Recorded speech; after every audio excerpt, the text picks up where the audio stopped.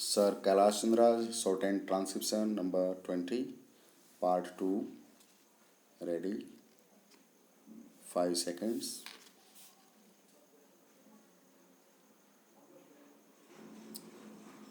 So, all these difficulties were there in the way of the Home Minister, but I find that by his sweet persuasion, he has been able to win over all the chief ministers who, in the conference immediately preceding the last one, agreed to it in principle, and in the subsequent conference they agreed to it.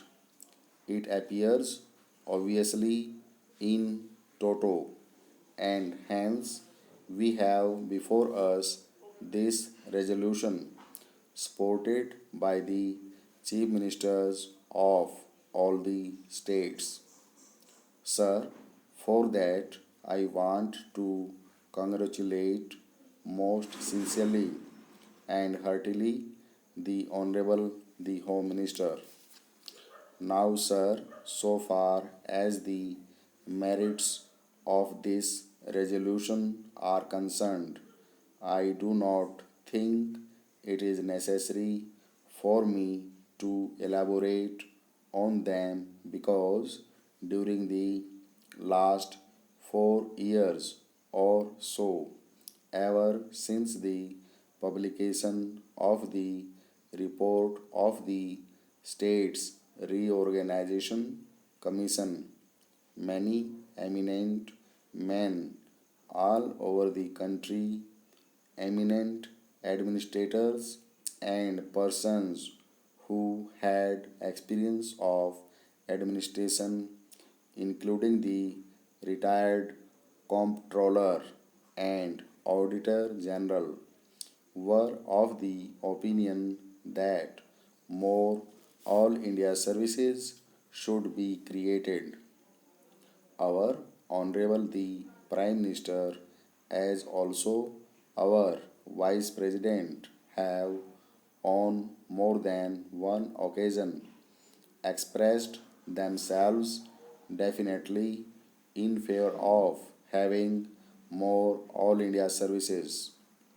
Last year, sir, about the month of October, when addressing the Indian Police Service officers when they were going out after having had their training for a year. He expressly said that if national integration was to be maintained, it was necessary to have more All India services. That being so, I think there is not much need for us to emphasize the necessity and the utility for having more All India services. Sir, in the interest of efficiency and also in the interest of integrity, it is absolutely necessary that we should have these three All India services as also some others. The major problem these days before us is that successful implementation of the development programs has to be carried through. It is not enough that we should have big schemes.